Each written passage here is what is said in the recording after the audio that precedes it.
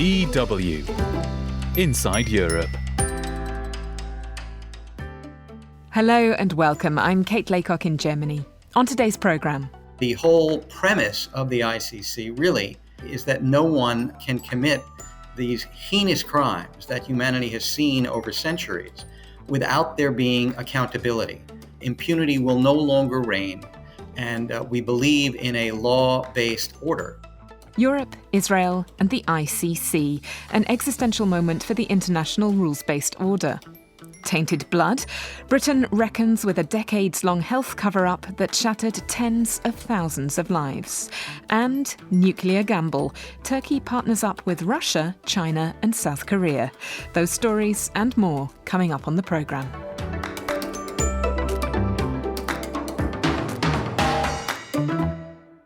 I can also confirm today that I have reasonable grounds to believe, on the basis of evidence collected and examined by my office, that Israeli Prime Minister Benjamin Netanyahu and Minister of Defense Yoav Gallant bear criminal responsibility for the following international crimes committed on the territory of the State of Palestine from at least the 8th of October 2023.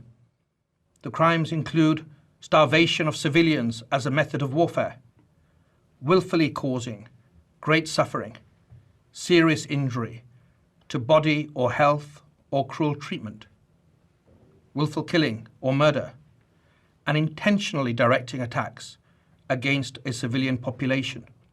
It was an announcement of existential significance, not only for Palestinians and Israelis, but potentially for the international rules-based order itself.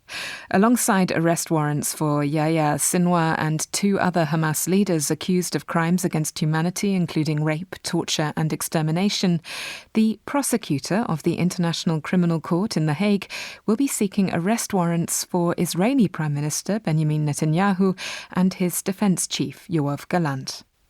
To help me understand the significance of this move and its implications for Europe, I spoke to James A. Goldston, Executive Director of the Open Society Justice Initiative and author of a recent article in Politico titled Europe, Israel and the International Criminal Court. So I think it's important to step back and recall that Europe was a key player in the creation of the International Criminal Court back in the 1990s. And that was a huge achievement. It was something that states had in many ways wanted to do since the Second World War and simply had not been politically possible. But they came together in 1998 to agree on the Rome Statute, the court's governing law, and the court was created a few years later. And it was created on the premise that there is one law for all, that no one is above the law. And that was the commitment that states who joined the court made. And Europe was really very much part of that enterprise and has been ever since. And the whole premise of the ICC really is that no one can commit these heinous crimes that humanity has seen over centuries without there being accountability. Impunity will no longer reign. And we believe in a law-based order. And that's the premise that people agreed with the court. And that's the premise that the court has been trying to implement for better, for worse, in different situations ever since. So when we come to the present day, it's critical, I think, that states in Europe and beyond recall that their commitment to the court and the underlying values it represent a commitment that cannot vary depending on the players or the politics at hand, but that must be applied even-handedly, universally. The ICC issued a statement on X this week rejecting attempts to impede, intimidate or improperly influence it. Now, I know that you've served with the Office of the Prosecutor. I mean, is this behaviour there? Is that something that you recognise? Well, unfortunately, we've seen just within the last year, Russia imposed sanctions on the prosecutor because it was upset with work that he's been doing. Back in 2020, under the Trump administration, we saw that administration levy sanctions against the prosecutor and one member of her then staff. And today, we are hearing calls for sanctions in the United States Congress. again, now because of what the prosecutor announced in requesting arrest warrants earlier this week against leaders of Hamas and Israel. And I think really we need to recognize that if we're committed to an independent rule of law, we need to let the actors do their work. And so long as they do so independently on the basis of facts and law, that really is the promise that this court was designed and created for. And sanctions really have no place in this process. So I think it's quite disappointing to hear these calls now coming in Washington for further sanctions against the court because of its actions in the situation of Israel and Palestine. Now, Germany, of course, is for historical reasons another very key ally of Israel. The German Foreign Ministry response was very different to that of Washington. The Foreign Ministry issued a statement saying that it respected the independence of the ICC. However, it did raise some questions. One being about the jurisdiction of the ICC, although it's very important to state that it did say that that was something for the ICC itself to decide on. Israel is not a member of the ICC, so how is it that the court could have jurisdiction in this case? So the Rome Statute grants jurisdiction on the basis of nationality and territory. So and recall that the International Criminal Court, unlike some other courts, is designed to adjudicate alleged crimes by individuals, not by states or governments. So if an individual is a citizen of a nation that has ratified the court, then the court has jurisdiction over that individual. Or if an individual is on the territory or is committing crimes on the territory of a state that has ratified the statute, then that individual also is subject to the jurisdiction of the court. Now, in this instance, there really is little question that the territory of Palestine, including the Gaza Strip and the West Bank and East Jerusalem, is within the jurisdiction of the court, even though Israel has not ratified the Rome Statute. The court has considered this question squarely, and in 2021 confirmed that it had jurisdiction over the territory of Palestine. Another concern that was raised by the German Foreign Ministry was that the simultaneous application for arrest warrants against Hamas leaders on the one hand and to Israeli officials on the other has created the incorrect impression of equivalency. How would you respond to that? I think that the court is not engaged in attempts to create impressions. I think the court is engaged in trying to determine on the basis of facts and law whether crimes have been committed within its jurisdiction and who is most responsible. And I believe that's what the court has been doing in this instance.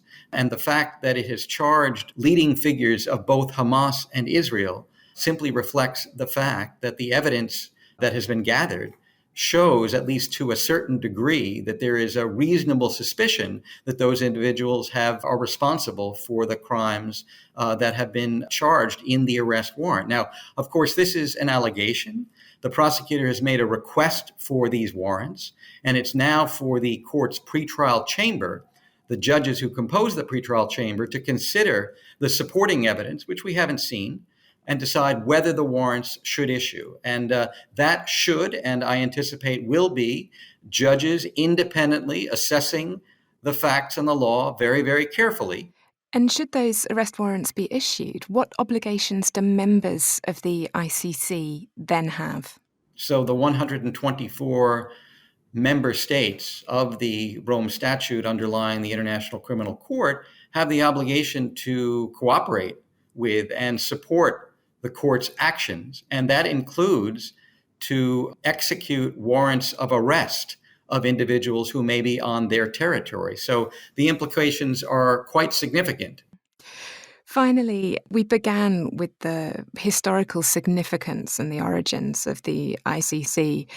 Maybe we could sort of go back to that macro level. I'd like to really ask you what's at stake. And I'm thinking what's at stake immediately, of course, for the people in Gaza and, of course, also in Israel, but also what's at stake in terms of the ICC itself. Well, this is really, I think, an existential moment for the International Criminal Court and, frankly, for the world as a whole. Certainly to begin with the victims of these crimes that have been charged.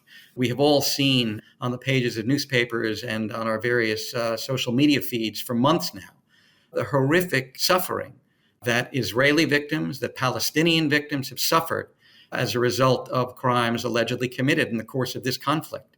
And those victims have made clear that they want accountability for what has happened. They want the world to know that someone is responsible, and they want the relevant persons to be held to account.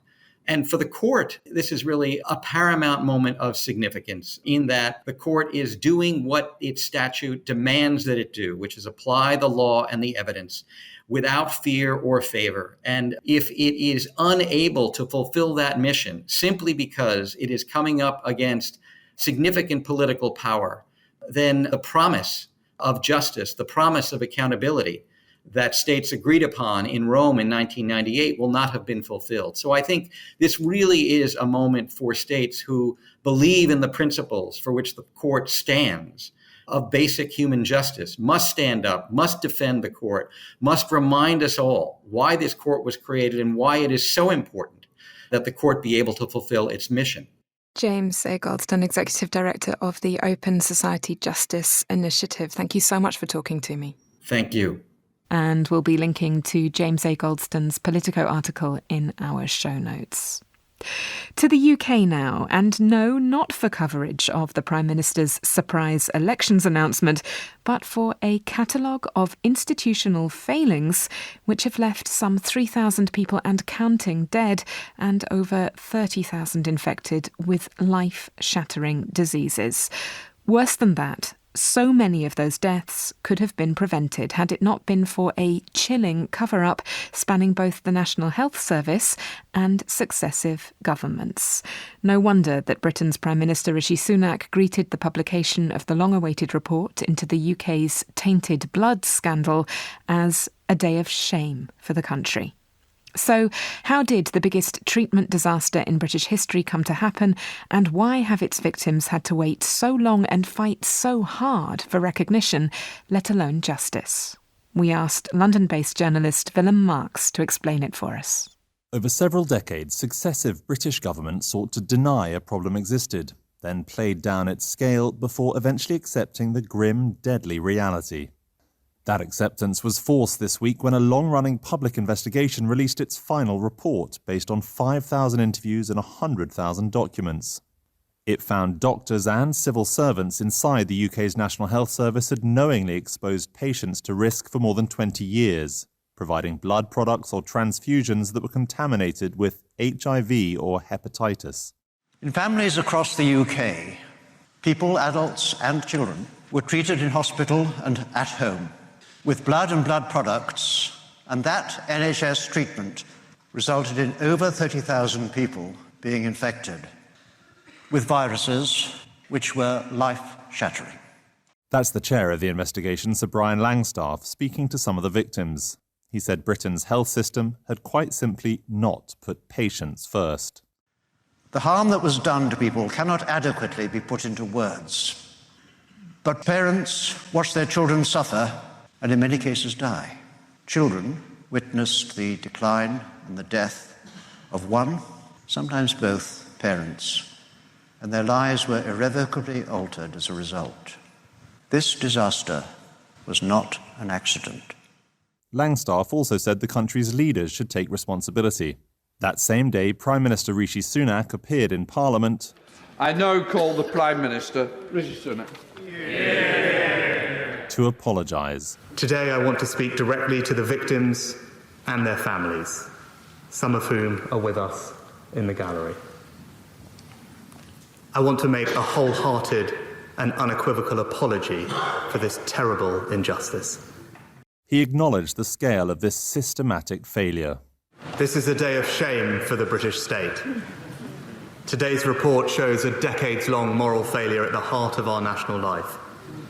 From the National Health Service to the civil service, to ministers in successive governments, at every level, the people and institutions in which we place our trust failed in the most harrowing and devastating way.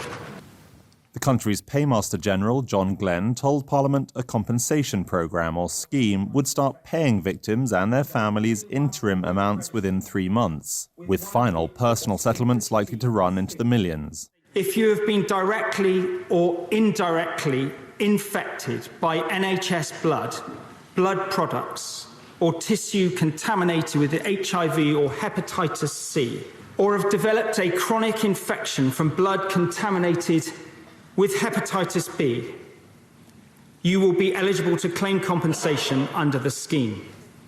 Inside a National Health Service, or NHS, that was once the pride of Britain, it's been the deadliest disaster in history, and unavoidable deaths continue to this day. NHS doctors had treated patients with donated blood, or blood products made from plasma that was in turn derived from donor blood. One-off transfusions were made during surgery or childbirth or after serious accidents.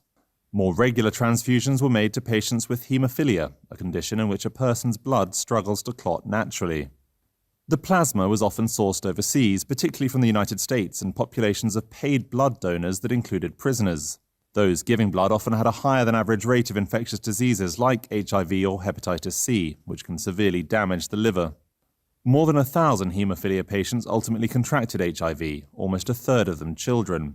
And because these blood products were manufactured with a mixture of multiple donor samples, it only took one infection to contaminate a large batch, and rigorous screening processes were often skipped to save on costs. The compensation process will carry a price tag for the British taxpayer of more than $12 billion, all of that from borrowed money. Outside the British Parliament's House of Commons, after the statements, some victims of this infected blood scandal, like Richard Warwick, talked to journalists about the government's payment proposals. He said that there was no limit financially. They will pay what they have to pay to the victims. Do you believe him? I think we have to believe him, considering he said it in the House. John Lister was infected with hepatitis C during his treatment for haemophilia. Talked to the fellow haemophiliac community, and they feel that it's now going to happen. You know, we're finally going to get recognition and the compensation that we so deserve. But his daughter Hannah has seen firsthand how many families have suffered, and she said she remained unhappy with the lack of recognition for those that have lost a loved one. I think it's a disgrace that they're still not recognising these lives. You know, parents who've lost children who've lost parents, there's still no recognition of these people, and it's not good enough. For some, like Stuart McLean, infected with hepatitis C, the announcement of a compensation scheme was not enough. He wants those responsible to be held criminally accountable. Schemes don't bother me. I want criminal. I've always wanted criminal from day one, and I'll be happy with criminal. Schemes and money don't mean nothing to me. These doctors need to be held to account. Government ministers have said the country's police and prosecution service will now consider criminal charges that could include corporate manslaughter against doctors, officials, politicians, and even entire government departments. Willem Marks, DW, London. Helplines are available for people impacted by infected blood in the UK. See our show notes for the link. I'm Kate Laycock in Germany. You're listening to Inside Europe.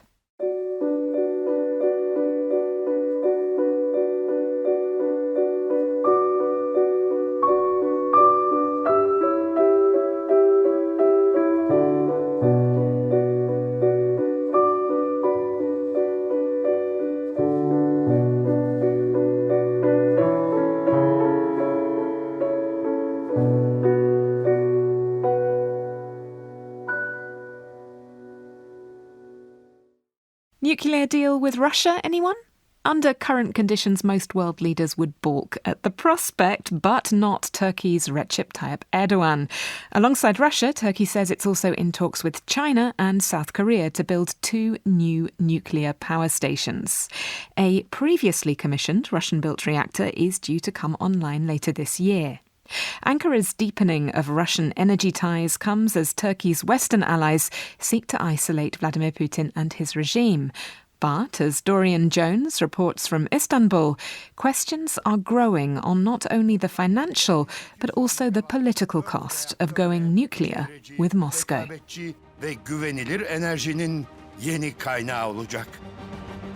Russia's state corporation Rosatom celebrating the construction of Turkey's first nuclear energy station, which it claims is nearly completed. The project is an important one for the company, and Ankara says it's close to confirming the construction of a second one. Russia is facing growing sanctions, and analysts say nuclear power is key to breaking its financial isolation. Mehmet Ökücü is an analyst at the London Energy Club, a grouping of government and energy sector leaders. Rosatom is not only in Turkey. They are also in Hungary, in Finland, Egypt, Saudi Arabia, and therefore they want to see the Turkish project succeed so that it will be an example to others. And therefore, Putin will put all the pressure it can to Erdogan.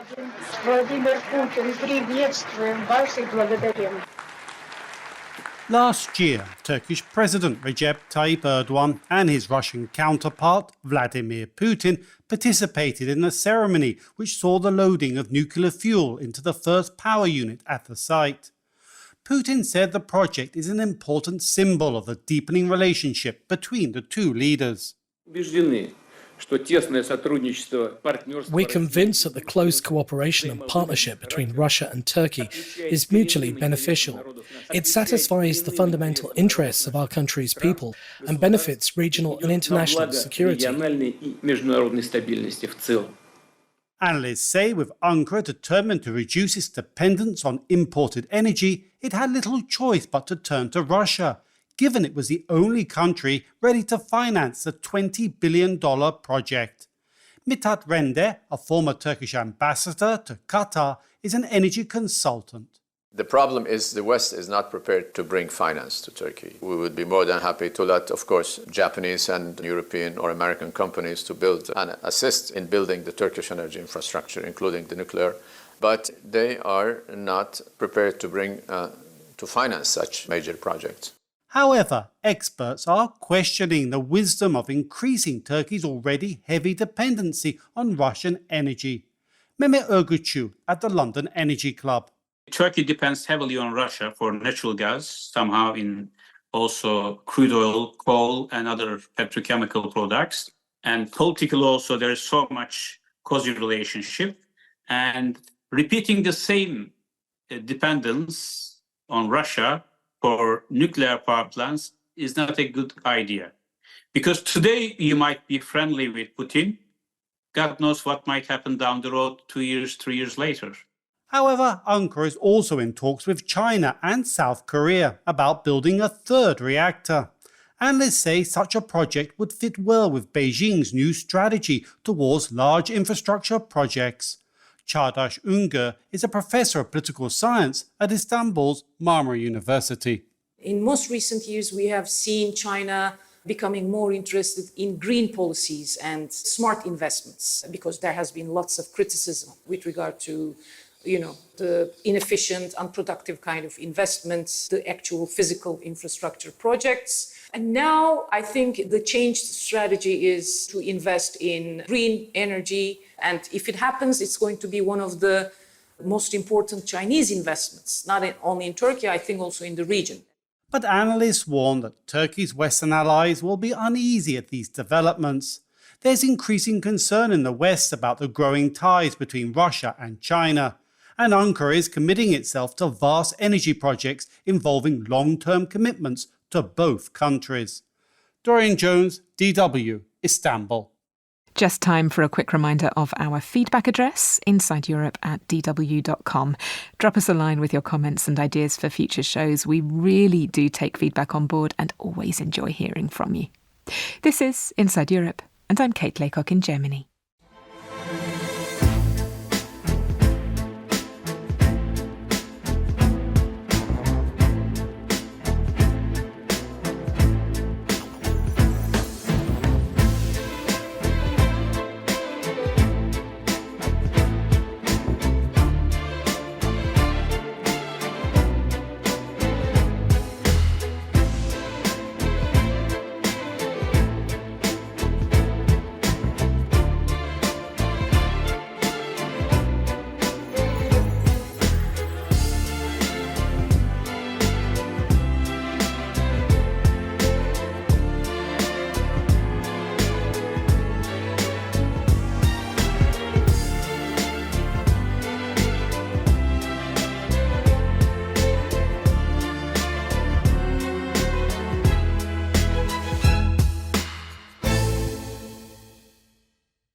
This is Inside Europe with me, Kate Laycock, in Germany. Coming up in the next half hour.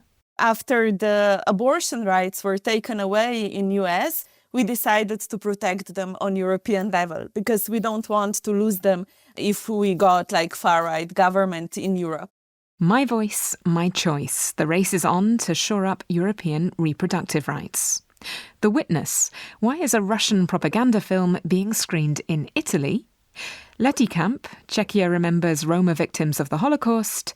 And Reclaiming the City in the company of Serbia's Ministry of Space. That's all still to come. Broadcasting from Germany. This is Inside Europe. Time and time again in countries all across the globe, we see how the lines between healthcare provision and politics can all too easily become blurred. Arguably, that's nowhere more evident than in the area of reproductive healthcare. With EU elections in June expected to deliver a significant rightwards shift in the balance of political power in Europe, women's rights and pro-abortion campaigners are bracing for what they fear may be to come. Over 100 women's rights organisations and individual campaigners from across the EU have joined forces under the banner of the My Voice, My Choice coalition to launch a petition asking the European Commission to submit a proposal for financial support to member states that would be able to perform safe termination of pregnancies for anyone in Europe who still lacks access to safe and legal abortion. I spoke to the coalition's coordinator, Nika Kovac, to find out more. We have this amazing opportunity in Europe that if we as citizens collect 1 million signatures, we can propose some changes to European Commission in Europe.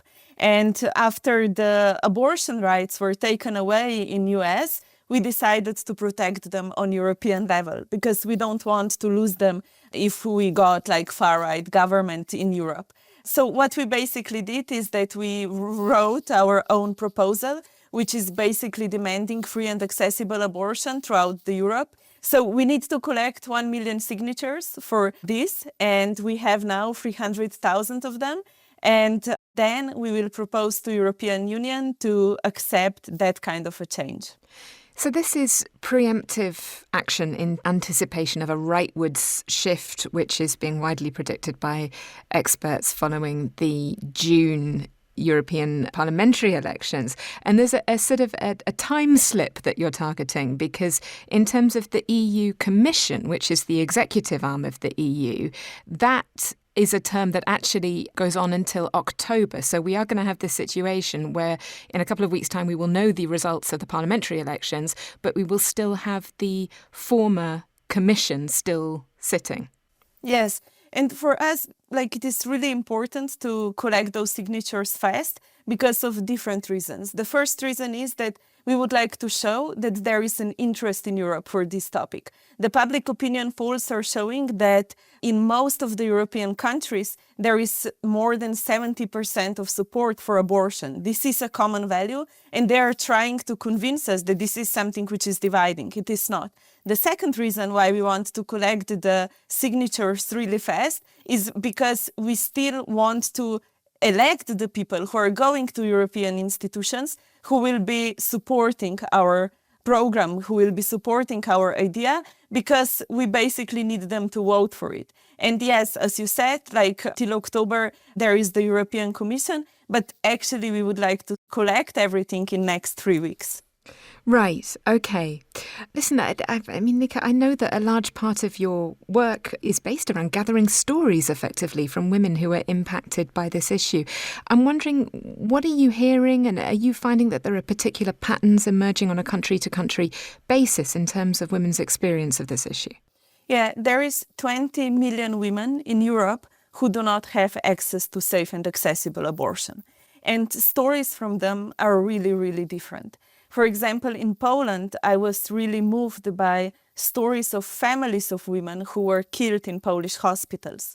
In Polish hospitals, doctors do not help women when they have difficulties in their pregnancies because they are not allowed by the law. So many women lost their life. These were real women, mothers, who already had families and who wanted to live and take care for their kids. Another set of stories that really moved me are stories from Malta. We were really searching for activists who would be speaking up about the situation in Malta because it is one of the countries where the situation is the worst. And they said, we can share our story, but we will share it without our names. Because when you say in Malta that you had an abortion, police comes knocking on your doors. They harass you at the job. They harass you on social media. You get death threats. It is really, really terrible experience. For example, in Italy, the situation is different. Abortion is legal there. But basically, doctors do not perform it because they decide that they don't want to do it because of personal reasons. One set of reasons is religious, but another is mostly fear from being harassed. Today I was in Germany with German activists, women, who are explaining that in Germany abortion is also payable. So there are a lot of stories of women who do not have the money to do it. And I think that why we need to protect it on the European level is because even though countries forbid abortion or make abortion inaccessible, women will still do it. They will just do it in environments which are not safe and with much more complications. Now, that's the European level. On a national level, we had, for example, France, who this year wrote abortion rights into the constitution, the first European country to take such a move. And this was also in anticipation of attacks on reproductive rights that may be to come. What else, Nika, can governments and also perhaps individuals do to safeguard reproductive rights in their country in the future? Can I share a fun fact with you? France actually is not the first country. The first country who had abortion written in the constitution is Slovenia, where I am coming from, because we had it in Yugoslavia and we have it written now in Slovenia since the independence. And we are extremely proud on this, but we don't know how to market it. So people usually don't know about our small country. But I think Slovenia is a really good example of how reproductive rights need to be taken into the account. We have abortion written in the constitution. We do not have the word abortion in the constitution, but we basically have written that every woman can freely decide about the birth of her own kids, which means that she needs to have free, accessible and safe abortion, but also social conditions to decide for motherhood if she wants to. And abortion in Slovenia is free, it's accessible. You don't need to have any consultations with doctors. You just come to a hospital and they will help you. And I think this is a really, really beautiful example of how things can work. I think that abortion rights are human rights. I think that it's necessary to put them in the constitution. And another thing which is also super important when we talk about this is that countries which are having abortion written in the constitution or which are having really good laws about it are usually the countries which are also speaking about safe reproductive rights, which are also speaking about contraception. So basically the number of abortions is falling down from year to year because people are educated and they know how to protect themselves. I was speaking to Nika Kovac, coordinator of My Voice, My Choice, the first ever pan-European pro-abortion movement. To Italy now, cinematic home of neorealism, the spaghetti western, and now Russian propaganda flicks? Unlikely though it may seem, The Witness, a film financed by the Russian Ministry of Culture, is currently making an extensive tour through Italy, where it has been shown more than 60 times to date. Add to that the success of X and Telegram accounts spreading Kremlin disinformation in Italy, and you have to ask, what is going on? Angelo Van Schaik has been investigating for us. If you imagine Florence being Piazza Signoria or the Duomo, this is pretty much the opposite. A shabby palazzo in an ugly area. This event has been organized by the Collettivo Fondo Comunista, a group of die-hard communists. Florence has always been a red city, and in this back room there are red hammer and sickle Soviet flags everywhere. Tonight, the film The Witness is being shown. The Witness tells the story of a Belgian violinist of Jewish descent who is invited to perform in Kiev by a Ukrainian oligarch. The day after his performance, Russia invades Ukraine. The violinist is captured by Ukrainians with Nazi sympathies and treated poorly. He witnesses the massacre of Bucha, which, according to the film, was carried out by Ukrainian soldiers. One of the guest speakers here tonight is Olga Ignatieva, a Russian-speaking Ukrainian who came to Italy in 2015. All of Europe must know that the conflict did not start in 2022, but in 2014. The first massacres took place back in 2014. We in Odessa, but also Russian speakers in Crimea, Donetsk and Luhansk, were attacked in order to be silenced and oppressed. We could choose to die or to flee. It wasn't easy for the Collettivo Fondo Comunista to show this film in Florence. It was initially banned by the mayor, forcing the group to screen it in this small hall in a rundown suburb. Giovanni, who came here to watch the film, is convinced that the mayor is afraid to reveal the truth. This is the truth, I'm certain about that. Here in Italy, the media don't show what's really going on in Ukraine. His wife Natasha also believes that the media are manipulated. The whole of Europe is against Russia, because the Americans say they should be. I realize that not everyone reads about the war in Ukraine every day, but it can't be right that no one tells us what is really happening there.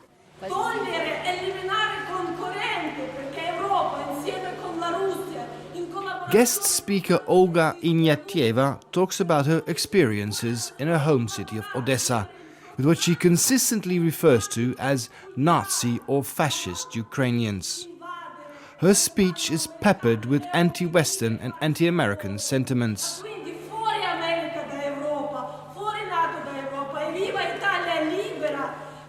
Olga's speech is met with applause. Not a big surprise, as anti-Americanism has historically been strong in Italy, according to Jacopo Jacoboni. He's a journalist and author of several books about Russian influence in Italy. Italy has a strong anti-American tradition from both the left and the right. Italy used to have the largest communist party in the West, partly financed by Moscow, and the Christian Democratic Party talked of Italy being a bridge country, a friend of Washington, but also of Moscow. Furthermore, Silvio Berlusconi's personal relationship with Putin has contributed to the fact that Russia has never been seen as the enemy in Italy. That's an important reason for the susceptibility to Russian propaganda. Even Pope Francis doesn't seem immune to Russian influence. In early March, during an interview with Swiss television, the Pope said that Ukraine must have the courage to raise the white flag and negotiate peace with Russia. Ma credo che è più forte quello che vede la situazione, pensa al popolo e ha il coraggio della bandiera bianca. Cari fratelli e sorelle, Oleg Horodetsky was one of the 20 angry Ukrainian Catholics who protested against the Pope's comments in St. Peter's Square in the Vatican. The Pope's words hit our cities harder than Russian missiles. Those are words you'd expect from Putin himself, but not from the leader of my church. buon pranzo e arrivederci.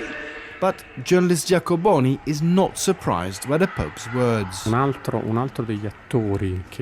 The Russian Orthodox Church is very active in Italy. The Patriarch of Moscow, who is said to have ties with the Russian secret services, is active in both the cultural field and in the field of interreligious dialogue with the Vatican. Pope Francis's ideal of peace must be re-examined against the background of the invasion of Ukraine and the hybrid war against Europe. So in addition to the activities on Telegram and by the secret services, the role of the Orthodox Church is of great importance. Russian propaganda is everywhere in Italy. It's spread by the Orthodox Church or via Italian political parties such as the Five Star Movement and Matteo Salvini's Lega, but mainly through a broad campaign via Telegram or films like The Witness.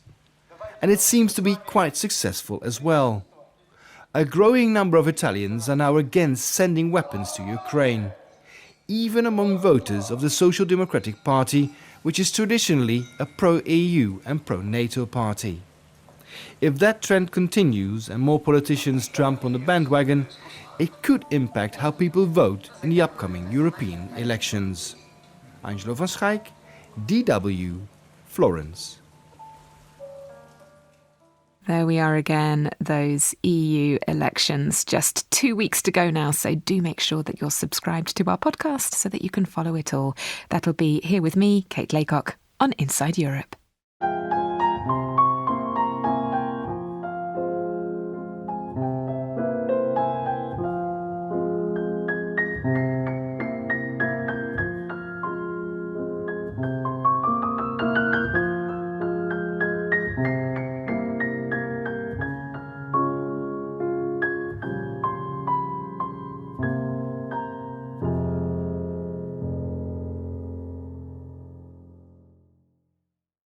In Czechia, also known as the Czech Republic, a new memorial centre has just been opened, dedicated to Roma victims of the Holocaust. Some 1,300 Romanis were interned at Lety in South Bohemia during the war, and over 300, mostly children, died there of malnutrition, mistreatment and disease. Lety was staffed and run by Czech guards, not the SS, and none of them were punished after the war. From Prague, Rob Cameron has more. A large delegation, including the Czech President, Prime Minister and members of the Cabinet, as well as foreign diplomats and members of the Roma community, rise for a rendition of the Czech national anthem at last month's ceremonial opening of the newly completed memorial to the Holocaust of the Roma and Sinti at Lety u Písku, about an hour south of Prague.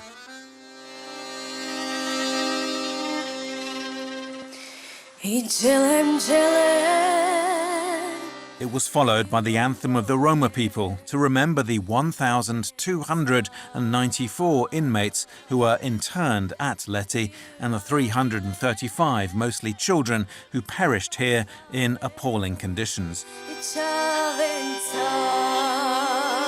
And Lety was just for the Romani of Bohemia. A second so-called gypsy camp at Hodonín u Kunštatu was established for the Roma of Moravia, with similar numbers and similar terrible conditions. The Czech president Petr Pavel concluded his speech with these words. Today we are opening a memorial, but it's not just any other remembrance site. It has the ambition to commemorate for the public the terrible history of these local tragedies and the tragedy of the Holocaust of the Roma and Sinti in Bohemia. This place will remind us of what crimes against humanity were committed here. At the same time, it will be a memento for the coming generations that we must never, ever experience again such horrors.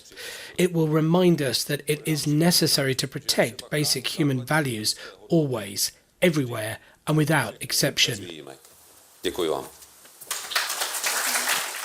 The Lety Memorial is now fully open to the public and tells the sorry tale of the virtual extinction of the Roma and Sinti of Czechoslovakia. It's a tale that begins, unfortunately, well before the Nazis occupied the country in 1939. But the real tragedy came in August 1942, during the Nazi occupation, when Czechoslovakia had been turned into a protectorate. Czechoslovak policemen rounded up what were described as gypsies, half-gypsies and those living a gypsy lifestyle. Anna Mišková is a historian at the Museum of Romani Culture in Brno and one of the authors of the exhibition at Lety. The men were given former uniforms and women and children were left in their clothes that they came in during the summer. So in the winter, it was really horrible for them because they were so cold. Even though there were food rations coming to Lety, it was mostly stolen by the guards or kept and not given to the prisoners. So quite soon there was a really strong hunger amongst the prisoners, and they were forced to work on the roads and in the woods around the area. So all of this, and also that they could not keep their hygiene, it led to So many people died during the first months, especially during the winter. And of course, many illnesses spread out through the camp, which led to the typhoid epidemic that led to put the camp to the quarantine. In 1943, both camps were shut down and the survivors shipped to Auschwitz, where all but a handful were murdered.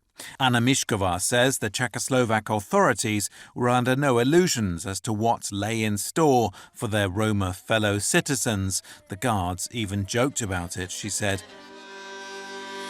There was a feeble attempt after the war to prosecute Lety's Czech guards, including the camp commandant, Josef Janowski, but he was exonerated for lack of evidence.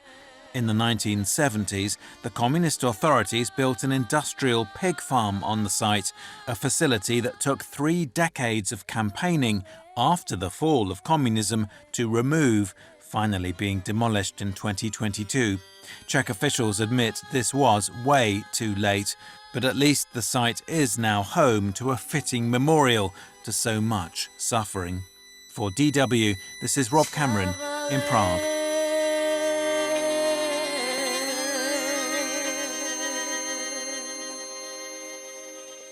From a space dedicated to the remembrance of the past, we turn for our final story this week to spaces designed to encourage people to experiment with different ways of inhabiting the present. The Green Left Front has become one of the major opposition political parties in Serbia, but it has its roots in a group of artists and architects who set about adapting abandoned buildings and public spaces for creative use.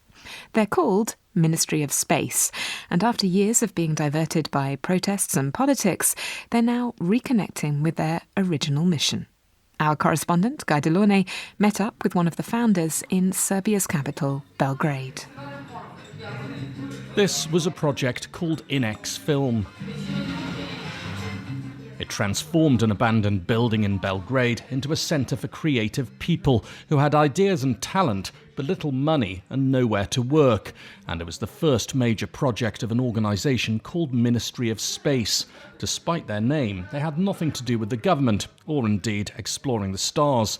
Instead, their mission was to claim unused facilities and put them to productive use. At the time, we were like a group of friends who were amazed by the amount of neglected spaces on one side and the need for space for creative work and cultural production. Marko Aksentejevic is one of the founders of Ministry of Space. That's how we occupied the first building in 2010. This is this Inex Film on the outskirts of Belgrade in Karaburma, which was 1,500 square meters. It housed tens of different groups, some people also living there, and it produced quite a lot of dynamics that spilled over and lives to this day in different venues that were created by the groups that were formed in this center. When I visited Inex Film back in 2012, one of the programmes on offer was an art school for young people. Artist Maria was one of the mentors running it. She viewed Inex Film as an inspiration for Serbia's youth that went way beyond just creating artworks. They started realizing that you can do something with your own will. It's not the best solution, probably. It's not that you will become rich, but you will be satisfied with yourself. Every day we're bigger, we're growing. Our idea is spreading, and it's the most important. There is a lot of abandoned spaces in Belgrade, which can also be taken, like Inex Film was taken, and make something good from it. Ministry of Space has also dived into the world of films proper. It took over the Zvezda Cinema, an abandoned movie house in the centre of Belgrade, to offer an alternative to more mainstream films. The cinemas were really like the best example for what happened with this public cultural infrastructure. And the occupation of Zvezda in the very city central was a pinnacle of that campaign, in the sense that now the cultural workers, filmmakers are taking over one of these spaces and reclaiming it for the usage that it was made. Protests and politics were the next step for Ministry of Space. They were at the heart of the movement known as Don't Drown Belgrade. It campaigned against the big-money Belgrade waterfront development built on public land without any consultation or transparent tender. Members moved into local and national politics, gaining seats at both Belgrade City Council and the National Assembly. Ahead of last December's elections, Don't Drown Belgrade rebranded as the Green Left Front and became part of the main opposition coalition. But now Marko feels they may have strayed too far from their roots. I wish we stayed and continued occupying spaces, because in retrospect, all these protests did not bring much. But we did these occupations because we saw that there is shrinking of the public space in terms of the closed spaces that are to be used for the public goods, events. So, it was only logical that we would address developments that only bring commercial spaces, that bring profit to the, investors, that are often supported by the public money through, infrastructure and different subsidies.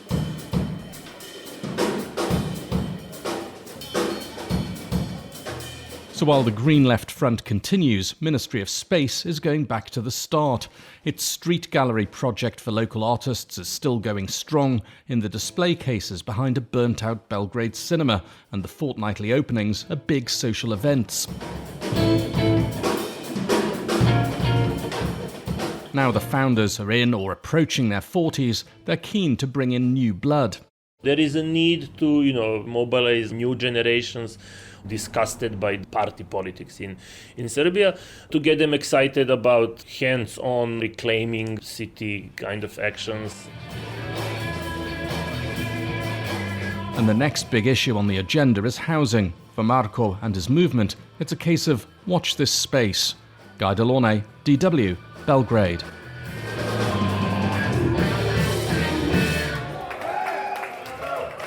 And whilst we're in a cultural mood, just going to put in a quick word for our colleagues over at the Don't Drink the Milk podcast.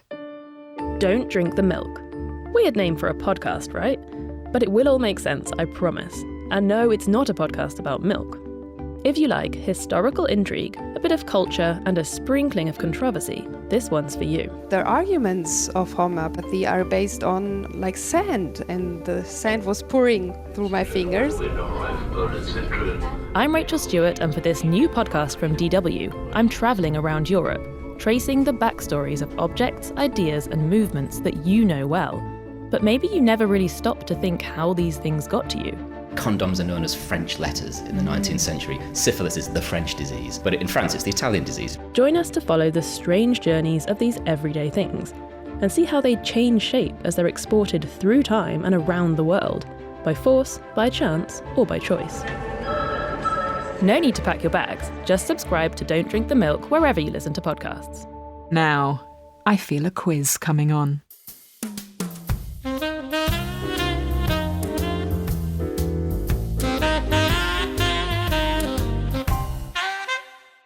This week, the German Constitution, or Grundgesetz, celebrates its 75th birthday.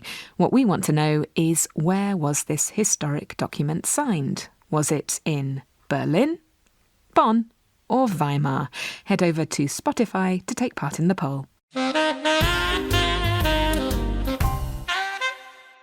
And that's it for today. Our feedback address is insideeurope@dw.com. Our podcast is available wherever you get your podcasts, and as always, we are super grateful for likes, comments and reviews, since they are the things that help other people to find us. This programme was produced by Helen Seeney with help from me, Kate Laycock, and sound engineer Thomas Schmidt. Inside Europe comes to you from DW in Bonn, Germany.